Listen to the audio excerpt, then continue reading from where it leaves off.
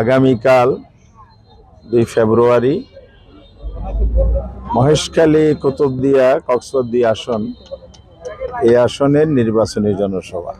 এই জনসভায়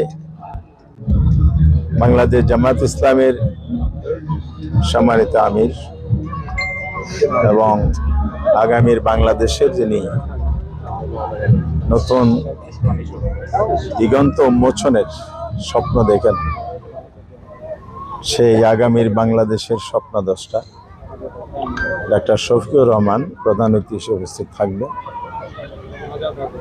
একই সাথে আমাদের 11 যে নির্বাচনী ঐক্য হয়েছে এর নেতৃবৃন্দ আসবেন। তার সাথে আল্লামা মামুনুল হক সাহেবের যে দল বাংলাদেশ খেলাফত মজলিস, ওনার সেন্ট্রাল একজন অর্গানাইজ সেক্রেটারি ওনার প্রতিনিধি হিসেবে পাঠাবে মাওলানা আবু সাইদ নুনা। নিজাম ইসলামের মহাসচিব মুসা বিন এজাহার উনি আসবেন। আমাদের ন্যাশনাল এনসিপির যে নাগরিক পার্টির, জাতীয় নাগরিক পার্টি এনসিপির প্রতিনিধি থাকবে।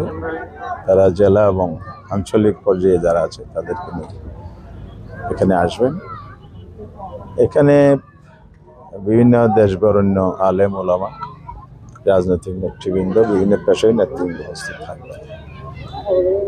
ডাক্তার শফিকুর রহমান বাংলাদেশের এখন একজন আলোচিত ব্যক্তিত্ব এবং বিশ্বব্যাপী ওনার একটা পরিচিতি, সম্পর্ক, যোগাযোগ আছে, যিনি আগামী দিনে বাংলাদেশের নির্বাচনে যে বিজয়ী হলে ইনশাআল্লাহ নেতৃত্ব দিবেন এই দেশ এবং জাতিকে, এটা আমরা প্রত্যাশা করছি। নতুন প্রজন্মের মাঝে ওনার একটা আলাদা আকর্ষণ আছে, কারণ বয়সে তরুণ না হলেও চিন্তা চেতনায় তরুণ, সেই তারুণ্যের একটা আস্থার জায়গা। টানা তৃতীয়বার অর্জন করেছে দেশের সেরা সুপার ব্র্যান্ড স্বীকৃতি বসুন্ধরা টিস্যু।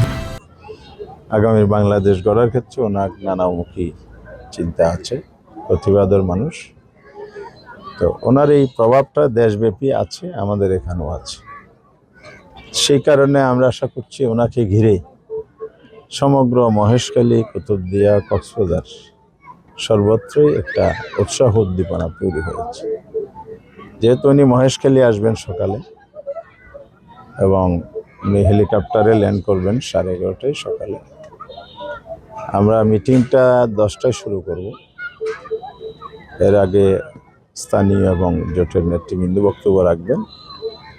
আশা করা যায় উনি 15-12টায় ওনার বক্তব্য শুরু করবেন। এরপরে কক্সবাজার শহরে ওনার আরেকটা বড় জনসভা আছে আমাদের বাকি 3টে আসন নিয়ে, সেখানে উনি যোগদান করবেন। এই যে উচ্ছ্বাস, মানুষের মধ্যে আনন্দ, উদ্দীপনা আমরা লক্ষ্য করছি, তা আমার রেজাম্পশন যেভাবে মানুষের আগ্রহ দেখতে পাচ্ছি, এখানে লক্ষাধিক মানুষের সমাগম হবে।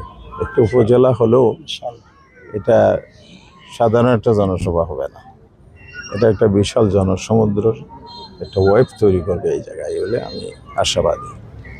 কারণ মানুষ ওনাকে নানাভাবে জানে, ওনাকে দেখতে আসবেন, ওনার বলার স্টাইলটা আমরা সবাই পরিচিত, এটাকে অনেকেই পছন্দ করেন। কেউ দেখতে আসবেন, কেউ শুনতে আসবেন, কেউ নিজের আবেগটা এখানে প্রকাশ করতে আসবেন। আর বিশেষ করে নির্বাচনী যে আমেজটা আছে, এটার কারণেই এখানে লোকদের আগ্রহটা বেশি। তো অনেকেই বলে এখন লবণ চাষের পুণ্যমোচন, লবণ চাষিরা সকালে উঠেই মাঠে চলে যায়। আমি আজকে বিভিন্ন জায়গা থেকে ফোন পাচ্ছি, বলে যে চাষিরা ঘোষণা দিয়েছে পান চাষি, লবণ চাষি সমুদ্রের জেলে, বলে আমির জামাত আসবেন, এই জন্য অনেকে এত ইমোশনাল হয়েছে, বলে আমরা আগামীকাল কাজে যাব না, সবাই আমির জামাতকে আমরা দেখতে আসবো, ওনার বক্তব্য শুনবো। এই জন্য একটা উচ্ছ্বাস, উদ্দীপনা এখানে আছে, আবেগও কাজ করতেছে। এটা একটা আলাদা আমেজ তৈরি করেছে বিদায় আমরা খুব আশাবাদী একটা সফল, ইতিহাসের সবচেয়ে সফল জনসভা এখানে।